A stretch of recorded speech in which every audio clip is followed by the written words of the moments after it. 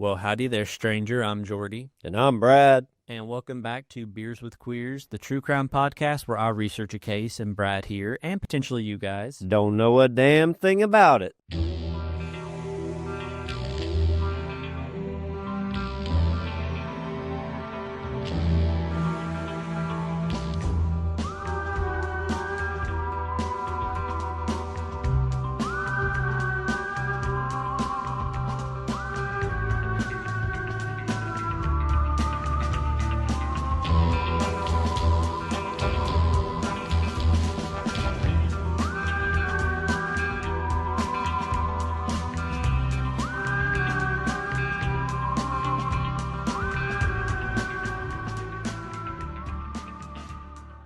So hopefully you guys are staying warm this week.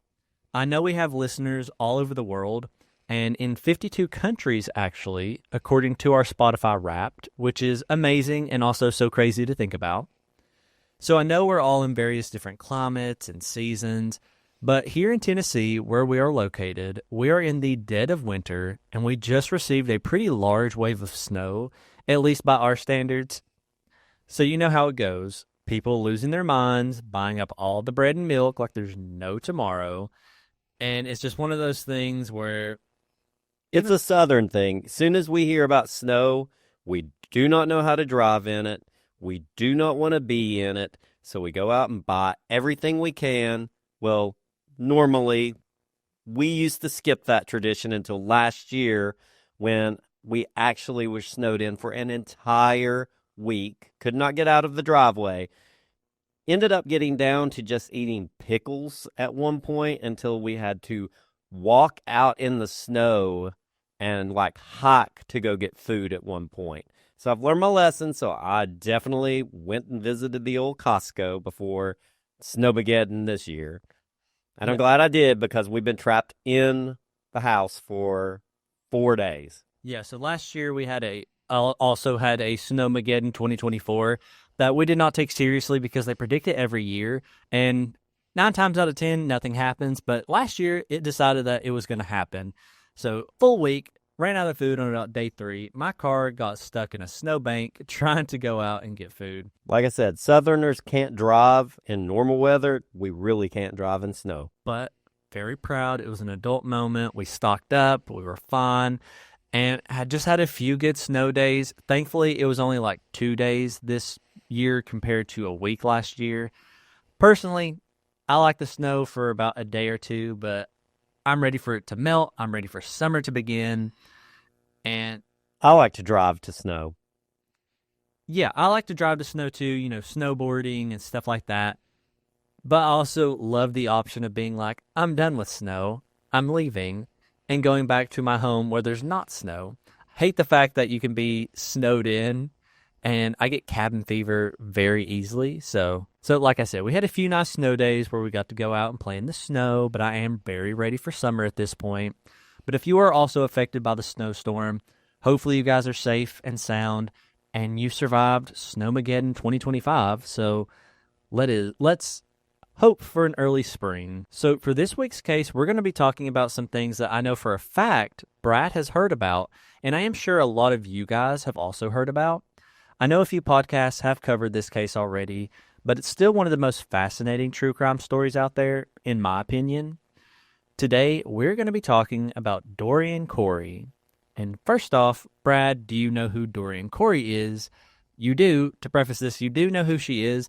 I'm just curious if you recall where you know her from.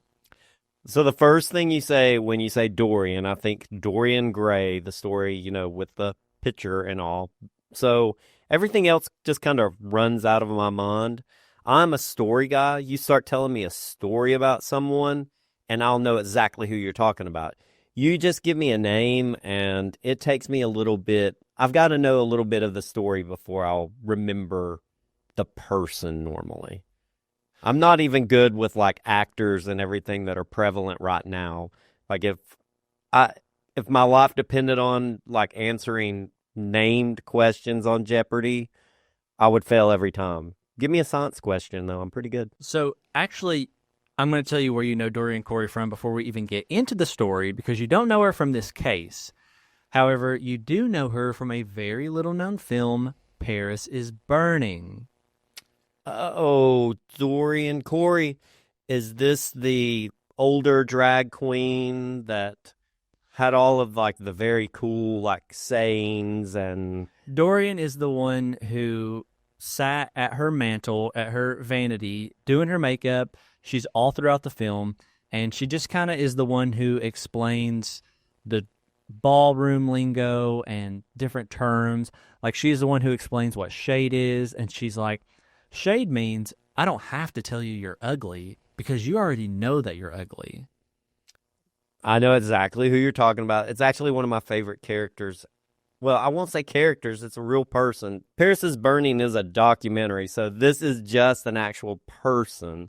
But it's one of my favorite persons from this film. The way she talks is very relatable, even though this takes place in the 80s.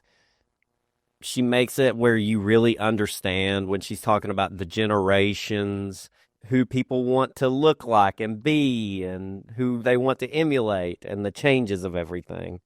So Dorian Corey is one of a number of queer artists who appear in the 1990 groundbreaking Paris is Burning, directed by Jenny Livingston. It is probably one of the most landmark moments in queer history, period. So it is a film that I think everyone who is queer definitely needs to watch it. And just anyone who's not queer but interested in the history of queer culture, it's like required viewing, because you will find that 99.9% of all the gay lingo that's used today by both heterosexuals and queer people comes from Paris is Burning. Well, it comes from the ballroom scene, which is what Paris is Burning is about. Most people saw it for the first time actually from the film and not from actually being there. Yeah, so most of this does come from the ballroom subculture, which was started by Black and Latino queer people, dating all the way back to the 1800s. It's been around for a while, but Paris is Burning is really the film that thrust it into the spotlight. Up to that point, it was an underground thing. A lot of people knew about it, but the general public at the time didn't really know about it. And so it really just provided the queer culture and just pop culture in general at large with so much iconic material. Highly recommend it. It is free on YouTube, so I'll post a link with it, actually. If you haven't already checked it out, highly recommend you do. In fact, we just watched it last night because one of our friends, Emily, snuck out of her house, went through the snow because she was so bored of being trapped in the house, and came and stayed over this weekend. And so we were watching movies, and it just come up, have you ever seen Paris is Burning? Which she had not seen. And that was actually awesome. I was researching this case and writing this case, like about a few days, a week prior. And so it was completely unplanned, and she just happened to not have seen it. So it really worked out. We just watched it. It's very fresh and at the forefront of our minds. And I definitely needed that because it's been a while since I've seen it. But it was perfect. It was perfect timing. Really got to see it again. Got to experience Dorian, Venus Extravaganza, all the amazing artists that were featured in that movie. And so I'm very excited that we get to talk about it again, because this is an aspect that if you're deep in queer culture, you probably heard of, but not a lot of people probably have, actually. So I'm interested to see who has and who hasn't. So like I said, it was a groundbreaking documentary, and a lot of queer slang and terms originated from it and its representation of ballroom culture. To name a few, like reading is fundamental, voguing, and just so many different little slang terms. It took the world by storm upon its release and thrust ball culture into the mainstream spotlight, most notably, of course, with Madonna taking inspiration from the film for her song Vogue, and even had several stars from the film in the song's music video. Many historians consider Paris is Burning to be a, quote, invaluable cornerstone of queer culture, as it really encapsulates what is known as the golden age of drag in New York City during the late 1980s. It won numerous awards and made stars out of a number of cast members, including the one and only Dorian Corey. Now, who by the time the documentary began filming was a very well-established and respected drag queen in the Harlem queer scene. She became a fan favorite of the documentary for her deadpan humor, her blunt takes on hot topics, her ability to command an audience, and overall, her nurturing love for young queer people who were still trying to find themselves in a world that did not want them. So when she passed in 1993, the world mourned a legend. But you can imagine everyone's surprise when not long after her passing, something was discovered among her possessions. Something that would lead to a homicide investigation. So I have not heard anything about this. Which is perfect. So he doesn't know a damn thing about this. Maybe some of you who have heard or watched Paris is Burning, you don't also know about this. You probably do, but I'm interested to see who does and doesn't, so let us know. So, it's October 14th, 1993, in the neighborhood of Harlem in New York City, and a drag queen named Lois Taylor enters the apartment of her close friend, 56-year-old drag queen and dressmaker Dorian Corey. Now, sadly, Dorian had passed away a few months earlier on August 29th, 1993 from complications related to AIDS, and Lois had helped take care of her in her final years. Since then, Lois and several other of Dorian's friends have been taking care of her apartment and assets as they slowly started to go through them and clear things out. One of the last things Dorian told Lois was to take whatever she wanted from Dorian's extensive and iconic wardrobe and to use it in her drag acts. Like I said, Dorian was renowned for her seamstress skills all across New York, as she had been in the business for nearly 30 years. She was known for her intricate and show-stopping outfits, and so getting the chance to have those was a very big deal. Dorian also told Lois that anything she didn't want, to sell it off. On this day, Lois was accompanied by two straight men who were in search of outfits for an upcoming Halloween party. Dorian's apartment was located on the 4th floor of a small complex located on West 140th Street, and making their way inside, Lois and the two men found their way through the cluttered apartment. Dorian was also a bit of a hoarder, and so every inch of her apartment was lined with stuff from years past. Making their way through the living room, and past Dorian's vanity where she filmed most of Paris is Burning, Lois led them into her large walk-in closet and allowed them to begin plundering through the piles and racks of clothes, looking for anything that caught their eye.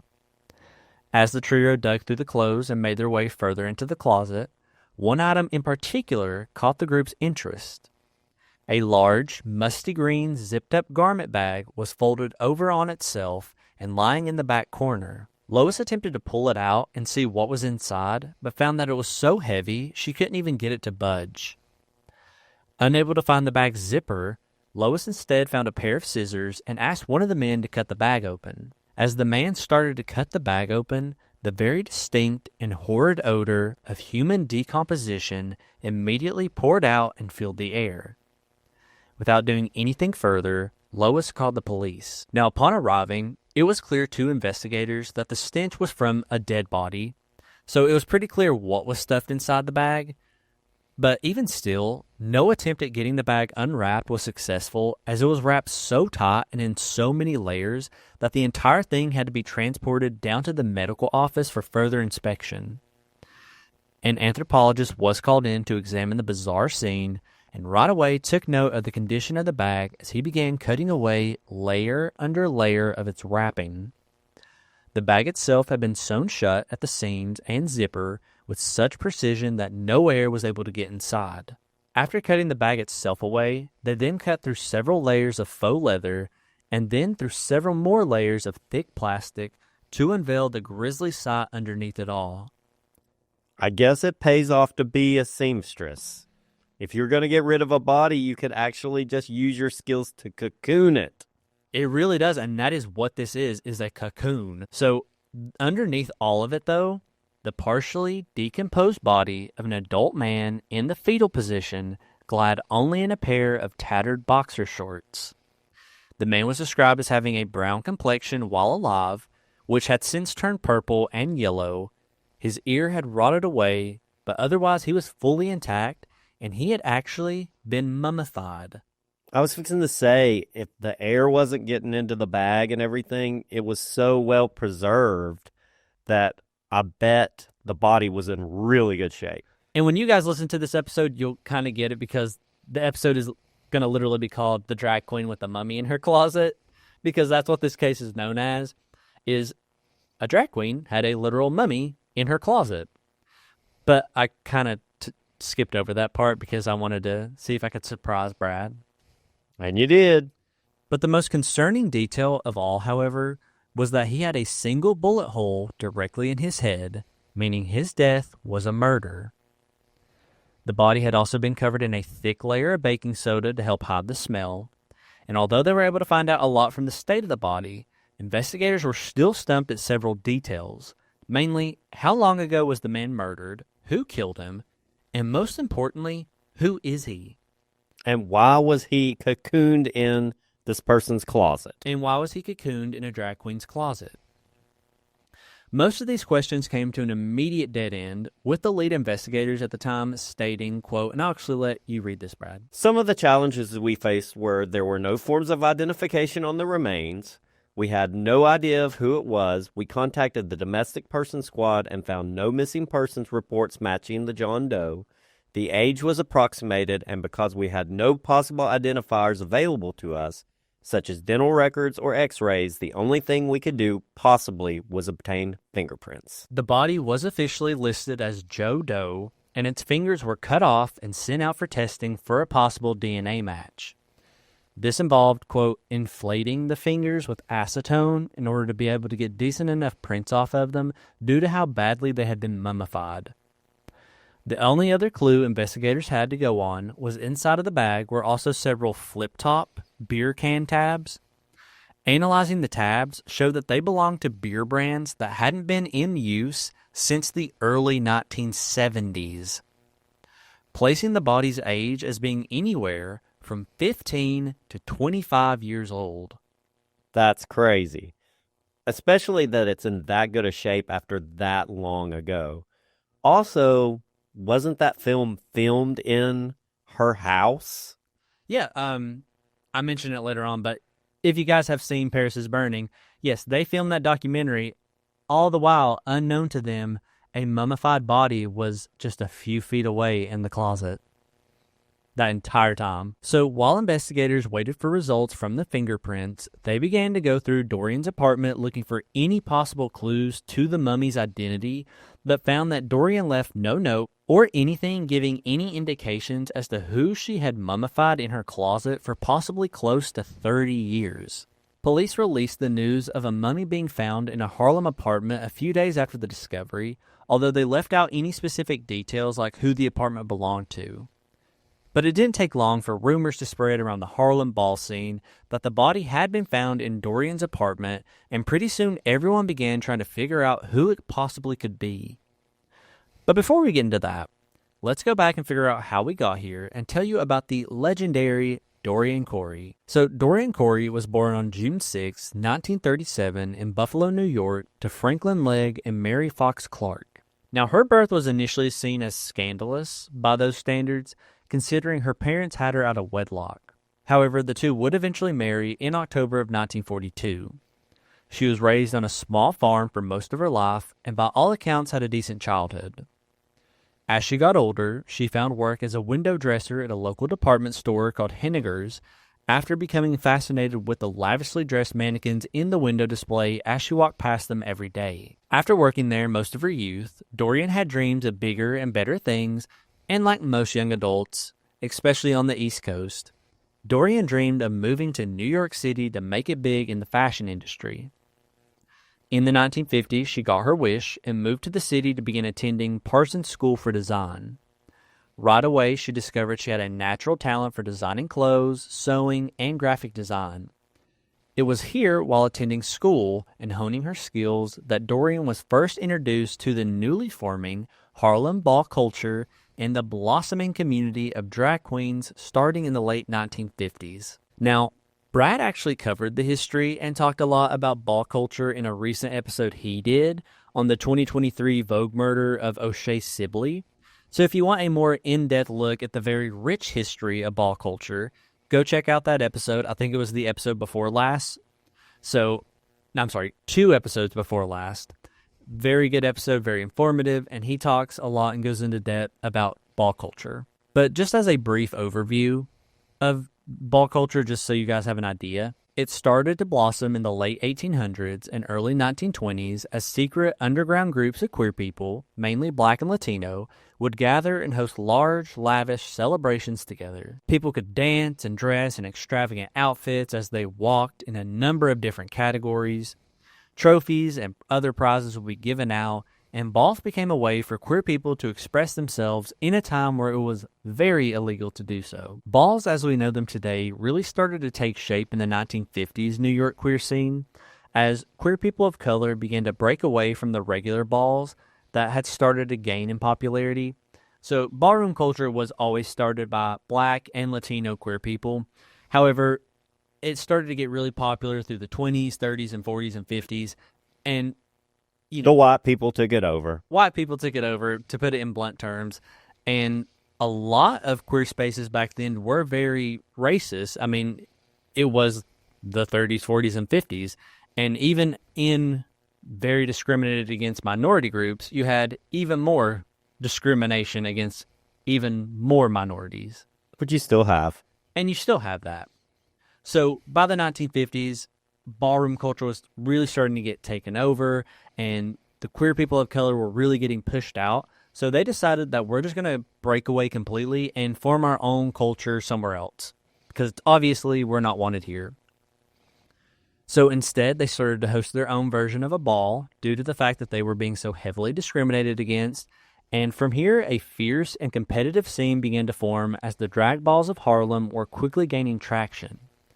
Now, a columnist named Michael Musto said it best, I think, and I'll also have you read this again, Brad. The ballroom culture evolved when disenfranchised Black and Hispanic drag, gay, queer, trans people would put on these ritualistic, exhibitionistic competitions where they could pretend to be supermodels or macho men or butch queens and femme queens. It was a competition, but it was full of love and acceptance, and above all, a lot of fantasy, because these kids didn't get a lot of breaks in everyday life. But at a ball, they were truly stars. It was a way to escape because these kids didn't have any money. Many of them had no parental figures, only each other. They created these families and belonged to houses. And I think that does say it best, is the reason balls were so beloved and so popular was because, through the 50s, 60s, 80s, queer people did not have a lot of acceptance, especially if you wanted to be openly queer, especially like if you were trans or a drag queen or more feminine, your family would disown you. Nobody wanted to hire you. Most people didn't want to be seen with you in public unless they were also queer. And so a lot of these people were homeless, very poor, come from very rough backgrounds, abused by parents and relatives and stuff like that. And so the balls were their escape. It was the perfect way for them to escape. They could go there, and for a night, they could dress and act like the CEO of $1 million company. They could be the A-list celebrity that they've always wanted to be, and everyone lived the fantasy, because there was also hundreds of people in the crowd, and they would treat you like the celebrity as you walked. And it was just a very small thing to do to feel like I belong, I'm living my dream, I'm doing what I want. And it was just such a very important thing that helped so many queer people survive. And because it provided hope, I think, above all else. And that's very important, is to have hope, because if you don't have hope, it's very hard to survive in the world. So by this point, Dorian herself had gotten in early, just as the balls were starting to take off, and right away she knew that she had found her people.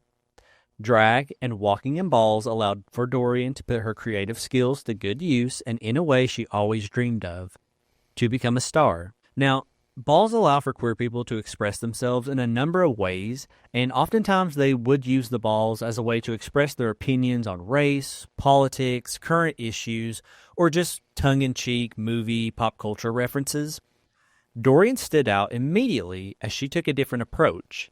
She quickly became known for her expensive and lavish outfits and the fact that she wanted to be a diva, and a diva she was. She also made these outfits, because I remember in the video, she actually talks about at this time, everybody wanted to buy all of these expensive outfits because You almost had value based on how expensive your outfits were. And Dorian was like, I create these outfits. And that is a thing too, is it's about living the Vanjie lifestyle. And so at balls, that's what people want. They want you want to look expensive, you want to look pretty, you want to look like you are $1,000,000, because looking like that also makes you feel like $1,000,000, especially when you have all these people that are like, oh wow, she really is like, she's dressed as an A-list celebrity, she looks like an A-list celebrity. To me, she is an A-list celebrity. And honestly, the more you are an A-list celebrity to everybody else, you're an A-list celebrity to yourself. And again, that just helps with the hope, the confidence, like I can make my dreams happen. And that's what Dorian did. She's like, I have a really good skill. I can sew. I'm really good at it. So I'm going to design all these really extravagant, lavish clothes. And I'm going to stunt on these people at the ball and make a name for myself right out the gate. And she definitely did. And while I say the diva fantasy, like she wanted to be a diva, and drag queens, queer people, sometimes they love to be the diva fantasy. But that's a persona. It's a persona they like to wear at the balls and stuff like that. And that's what Dorian did. One of her most iconic looks being a near 12-foot long cape that literally covered the entire floor of the ball, and of course snagged her a bunch of trophies. So again, it's like, this is something that no one else is doing. I can do it just with my bare hands, so I'm going to show out. It was during this time that Dorian decided that she also wanted to be a drag queen, and due to her already high standing in the ball community, she was quickly hired on as a performer in a traveling cabaret drag show act called the Pearl Box Revue, who toured all over the United States throughout the 1960s and even released an album together in 1972. Dorian became known for her act as a snake dancer, in which she performed live with a massive boa constrictor, and she would later say and describe this period of her life as being one of her happiest. Now, not long after starting her career as a drag queen, Dorian soon realized something else about herself. She was not just a drag queen, she was transgender and a woman. So we've actually talked about this before on the podcast, mainly in our episode covering Marsha P. Johnson, which was one of our earliest. It was like episode 28, 29, I think. But there's a lot of nuance and discourse behind how trans people labeled themselves prior to modern day. And sadly, we do see a lot of cases of people trying to erase trans people from history, especially from pre-1980s. And a lot of times their own words are used against them. Like they'll say like, oh, they're not trans. They literally call themselves a drag queen. One thing we do have to remember is that the term transgender did not even exist until 1994. Before that, there wasn't a fully encompassing term to describe it. So you saw many trans people referring to themselves as a drag queen or a transvestite or transsexual. And because they did not have the proper vocabulary to fully express themselves and what they truly felt, it's kind of hard to, like, you have to look at other factors other than them just saying, I'm a drag queen, because a lot of the times they were trans, but it's like, there's not a word for that. So the word we have currently is drag queen. So I'm a drag queen. So, and that's not saying I'm not trying to speak for everyone. Some of them were just drag queens. But you have to look at other factors involved. And so just a few facts just to stay informed. Like, not everyone, even when they say is a drag queen, you have to look at other factors. Like Dorian herself was in fact trans, as according to her friends, she identified as a woman and she even had breast implants done. So although she continued to describe herself as a drag queen. So as Dorian's celebrity status within the New York queer scene grew, she officially established her own ball house in the form of the House of Corey and began to act as a mother to multiple queer youth with no place to go. And best way to describe a house is kind of like Game of Thrones, but with chosen queer families competing against each other in balls for trophies instead of the Iron Throne. It was also just a family unit outside of the balls. Yeah, it wasn't always just ball culture. Like houses were people that lived together, supported each other, protected each other. It was your family. It was your chosen family. And the crazy thing is, we kind of talked about it last night when we watched it. There's a lot of these house mothers and everything that are taking on this huge amounts of responsibility, taking care of the younger generation, when in fact, they're like 21, 22 themselves. Because unfortunately, at that time, queer people didn't have a very long lifespan. And that was something actually brought up, and that, I've seen that documentary a bunch of times, but it was the first time that I really stopped and think, like, there was like these people, like Hector Extravaganza is a perfect example. He was a leader of a ball house.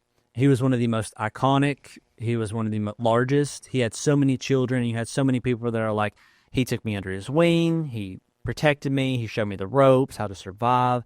And then he passed away, sadly. And then you realize he was only 25 when he passed away. And so that's the thing, is a lot of these people, life is hard for queer people, especially back then.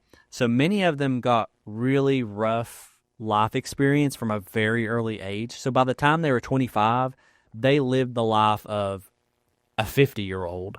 So, and also like Brad was saying, so many of them were lost and died so young because also, sadly, unfortunately, we were in the midst of the AIDS, HIV epidemic, and hundreds of thousands of people were dying left and right. It's like, sadly, 99% of the cast of Paris is Burning is now dead. And it just goes to show you how little representation and exposure to the queer community has led to this, because it's drug overdose, murder, HIV, AIDS epidemic, stuff like that. And so houses were very important to people because it was literally a way to survive. And also, I'm glad Brad brought up house mother, because a house mother is described by one reporter as, quote, each house has a house mother that became almost like a real mother.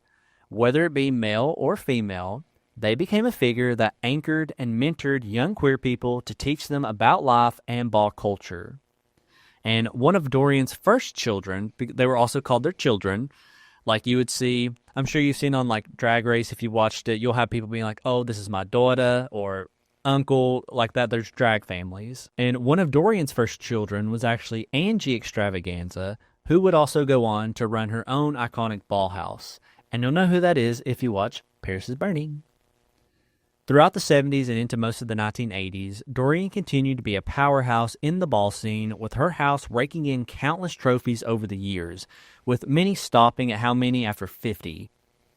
She continued to act as a motherly figure to new and upcoming queer artists, which included loaning them money, allowing them to sleep in her apartment during the winter, and even sewing and making them outfits for the balls if they had nothing to wear. And even though balls are competitive and stuff like that, she didn't just do it for members of her house. She was like, if someone else came to me and was like, I want to walk in a ball, I can't afford anything to wear, she would be like, I got you, baby. I'll make you an outfit, even if it wasn't a member of her own house. And I think that's how it should be. And she even explained this later on during an appearance on the Joan Rivers show to promote Paris is Burning. Dorian stated that this was just what you do for each other, because if they don't watch their backs, no one else would. So as you can see, Dorian was a true queer artist. She always made sure people were taken care of and safe, but at the same time, she did not care to read you to filth or throw shade at you, as she states in Paris is Burning, quote, shade is not being rude. Shade is me saying, you're ugly, but I don't have to tell you that, because you already know you're ugly. And that is shade, of course. If you don't know what shade is, also look that up. Now, speaking of Paris is Burning, the documentary itself was mainly filmed in 1986 by up-and-coming filmmaker Jenny Livingston, who stumbled upon the ball scene by accident while researching another project and soon became enamored with it. When she began to ask around, attend balls, and search for big names in the scene to interview, everyone pointed her in the direction of Miss Dorian, who would provide commentary throughout the entire film as she explains to the audience what various different aspects meant. Livingston would film the Harlem ball scene over the course of the next 4 years before it finally finished and premiered in New York City on March 13th, 1991, to rave reviews and instant success, winning top prizes at the Sundance Film Festival, the Berlin Film Festival, the LA and New York festivals, and the GLAAD Awards. Dorian, along with various other ballroom members featured in the documentary, were thrust into stardom as they embarked on a countrywide press tour to promote the film, including an appearance on The Joan Rivers Show. And Dorian finally achieved the stardom she had always wanted, even stating in the film, quote, "Everyone wants to make an impression, some mark upon the world. Then you think, you've made your mark on the world if you just get through it and push forward, and a few people remember your name. If you shoot an arrow and it goes really high, hooray for you." Dorian did not get to enjoy her newfound fame for long, sadly, as her health quickly started to decline not long after the film's release, and she spent the last few years of her life in bed suffering from complications from AIDS-related illnesses. When she had the strength to, she continued to work as a seamstress out of her home, and every so often, when a big burst of energy would hit her, she would get dressed and walk down to either Sally's Hideaway or Sally's 2 and put on a show for her audience. Although friends state that she did seem very depressed, as she knew she didn't have much longer in this world, she didn't let it stop her from doing what she loved, and when she died in August of 1993, she was actually in the process of working with Pepper LaBeija to throw one last big ball that she would host. However, sadly, she passed before she got the chance to host it. Now, as the community mourned the passing of a legend, with her death even being reported in the New York Times, her legacy was already being remembered, and it was clear she had made her mark on the community and on the world. So you can imagine everyone's surprise when rumors started circulating that the murdered remains of a man who had been mummified were found in Dorian's apartment. Police were still holding back from giving too much information and had refrained from giving specifics about where the body was found until they got back results from the fingerprints they sent off for testing. Thankfully, the prints worked and the mummy was in the system, and within days of the discovery, investigators were able to identify the mummy found in Dorian's closet as being 30-year-old Robert Worley. Now, little is actually known about Robert's background, other than the fact that he was born on December 13th, 1938, and that he had a lengthy criminal record, which is why his prints were in the system. Robert had been arrested in 1963 and spent 3 years at Sing Sing prison for raping and assaulting a young woman. After his release from prison, he moved in with his brother and his family in an apartment in Washington Heights. But he didn't stay there for very long, as he left his brother's home sometime in late 1966 or early 1967, never to be seen by his family again. The last communication anyone had with Robert was in 1968, meaning that this is most likely how long he had been dead and wrapped in the garment bag. And that is 27 years, so even longer than what they guessed. Now, upon being informed of his brother's death, Robert's brother told investigators that he wasn't surprised and that it was bound to happen with the kind of lifestyle Robert was living when he disappeared. So now that investigators had a name for the body, they officially released all the details to the public, as the front page in the New York Times the very next day had the headline, "Mummy Found in Drag Queen's Closet," across it, and everyone was in shock at what was happening, because people love a good scandal. Especially a gay scandal back in those days. Especially when it involved drag queens or gay people. Now, investigators noted the bizarre circumstances, with the lead investigator stating, quote, "In all my near 40 years of being on the force, I have never seen a case involving the mummified remains of a 30-year-old homicide victim being found in New York." So as the investigation continued, they were still left with many unanswered questions, like what was Dorian and Robert's relationship? What happened to cause Robert to be murdered? Why was he murdered? Was Dorian the one who killed him? So they began to ask around the ball scene and interview all of Dorian's close friends, and they found out some interesting information. Many people interviewed who knew Dorian back in the 1960s did mention that it was a known fact that Dorian and Robert were a couple, and that they were constantly fighting, bickering, and screaming at each other in public and breaking up. Friends stated that Robert was known to drink heavily and would often get violent whenever he drank too much. Robert's brother also recalled that one of the last times he heard from his brother had made an offhand comment about dating a drag queen. So it does seem like that Dorian and Robert knew each other and were most likely a couple.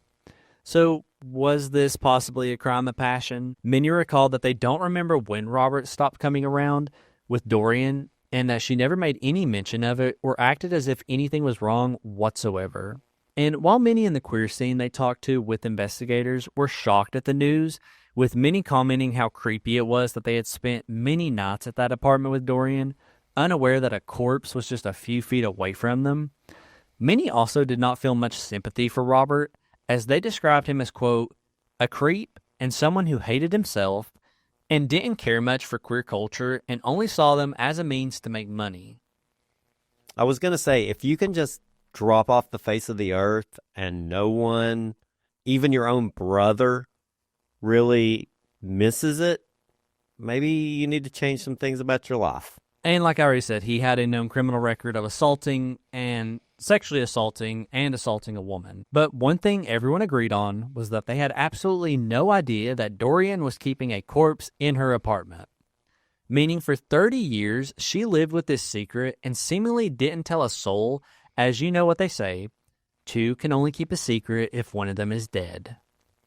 Dorian never gave any indication that she was upset or worried or paranoid, and always had people over at her apartment at all hours of the day and night, meaning she wasn't too worried about the body being discovered. And she also never mentioned or spoke of Robert after he disappeared, and eventually people just kind of forgot who he even was. I mean, it's not like they're going to accidentally unzip him when they had to take him down and have a forensic anthropologist open up the bag. Yeah, and so I guess, and also if you watch the documentary, she just naturally is a very cool demeanor person. Like, she was very, like, chill, relaxed, and she just told it how it was. She was like, you know, that's life for a queer person of color in New York City 1980s. She's like, what do you want me to do? So with little else to go on, investigators were left with only rumors and theories to fuel their investigation into the exact details of how Robert Worley was murdered. So although it sounds pretty cut and dry, right? I mean, obviously Dorian murdered Robert for one reason or another, and then hid his body in her closet the best she could to keep it from rotting or alerting police, because where else are you going to get rid of a body in middle of Manhattan? Of course, she could also be covering for somebody else. She could, and that is a theory that we are about to get into. So Dorian was also known to own a small .22 caliber gun, which was the same type that was used to kill Robert, although they could find no trace of it. And she had also made an offhand comment on one single occasion about shooting a man trying to break into her home, but provided no details. But now, while that does seem likely, that's not how the law works. With no concrete proof like Dorian's fingerprints on the body, they can't definitively prove she was the one who pulled the trigger. And this, of course, led to a number of rumors forming around how all of it went down. Of course, when something like this is discovered, you don't want to assume the worst of someone who was a pillar of their community for over 30 years. And that led many people, especially in the queer scene, to theorize that Dorian was actually protecting the real killer, and she was only keeping the body for them to keep them out of trouble. Many names were put forth as being the possible real killer, and it was assumed that Dorian took in so many homeless queer youth that it could also be a number of them even. One thing we do know is that during the time between 1968, which is when Robert's believed to have been murdered, and 1993, when Dorian passed away, she was only known to have moved apartments once, as she moved from a basement apartment up to the 4th floor of another building, meaning that the body either knowingly or unknowingly moved at some point. The bag itself was extremely heavy and weighed over 200 pounds, and Dorian was a pretty petite woman, meaning she couldn't have moved it by herself. So either she did have help from someone else who was in on the murder, or it's possible she had just friends help her move, and that they had no idea that they were, in fact, helping her move a corpse. That seems very likely. I mean, again, these people find this bag and they don't know there's a corpse in it when they're dragging it out. You could just say, oh yeah, I got some heavy stuff in there. I wouldn't ask questions. If it was one of my friends, and I'm helping them move. No, plausible deniability. I mean, and also, would you ever think your friend had a corpse that you're moving for them? No. And so that's the thing. Maybe they knew, maybe they didn't know. But now, despite rumors about who the real killer might be, no actual evidence was ever found to back this up. The other popular rumor was that Dorian had in fact murdered Robert in an act of self-defense as he was attempting to break into her home. Not long after news broke that the body was found in Dorian's apartment, her close friend Lewis Tyler, the one who found the body, began telling people that Dorian had actually left a note with the body, and in it, it simply stated, quote, "This poor man broke into my home and was trying to rob me." Now, no record of this note was ever found or is listed in the official police report, so it is unclear if Lois may have made this up after the fact in an attempt to keep Dorian's reputation from being tarnished. And also, I don't think she would call him this poor man when they had dated. And that's the thing, too. They knew each other. So They knew each other, so it's not like some random guy come in. She knew him, so I don't think the wording sounds right. yeah, so that seems really weird to people, but again, can't prove it or disprove it. However, this theory is also backed up by Livingston herself during the filming of Paris's Burning, which was filmed inside the apartment close to the body. Livingston stated that Dorian lived in a very bad part of town and that Harlem 1980s New York, very bad, and that there was a gunfight on the street outside every single night she was there filming, and that this is also the reason Dorian is said to have a gun for her own protection. Now, others suggested that it's possible Dorian did kill Robert in self-defense for one reason or another, as there is hard evidence that he is a violent criminal who served jail time for assaulting and raping a woman not long before he met Dorian. So the idea of him attacking her or attempting to assault her one night, or maybe even someone close to her, is not out of the realm of possibility. However, the most prevailing theory for both police and the general public is that Dorian murdered Robert either during a heated crime of passion or as an act of self-defense. After a particularly violent argument, probably. No actual evidence exists to prove or disprove either theory. Now, Robert's brother stated Robert would come home drunk on several occasions complaining about someone named Dorian and that their relationship was described as being abusive and violent. So whether the murder was the result of jealousy, abuse, or something else entirely will never be known. Although we still have no solid answers, Dorian herself actually seems to have left us clues to suggest possible motives and what really happened. So friends would later come forward and state that Dorian had actually left a story behind after she died, written on a notepad, in which she had written a story in which a trans woman murders her lover after he attempts to beat her into getting gender reassignment surgery, leading some to believe that Robert was ashamed Dorian was trans and of his own sexuality, which 1960s, perfect sense. This story was found by friends after Dorian's passing, written on an old notepad, and it included several elements that seemed autobiographical, including the fact that the main character worked at the Pearl Box Review, which is where Dorian worked in her youth. Now, whatever the case, eventually the leads dried up and no new evidence was found. Robert Worley was buried on Hart's Island in a potter's field after no one claimed his body. Dorian Corey was cremated and her ashes scattered off of City Island, and with it, her secrets. One thing we do have to realize is that if Dorian did in fact murder Robert in self-defense, which is a very plausible theory and scenario, a lot of people may ask, because also she had no prior criminal record or was known to be violent, and she had multiple other partners over the years since then, no type of issue like this was ever reported. So people are like, I don't think she was just maliciously going around murdering people. But one question some people may have still is, if she did kill him in self-defense, then why wouldn't she call police? Because it was a gay killing. And we have to remember that this crime occurred in 1968. This even predates Stonewall, and we all know how queer people were treated back then, especially queer people of color like Dorian. So the fear of what cops might do to you if you did call them is a very valid fear, and it's completely understandable why she wouldn't want to call the cops, even if it was self-defense. But even still, how was she able to cover it up for 30 years? By keeping quiet. And that's the thing. A few different factors were at play here.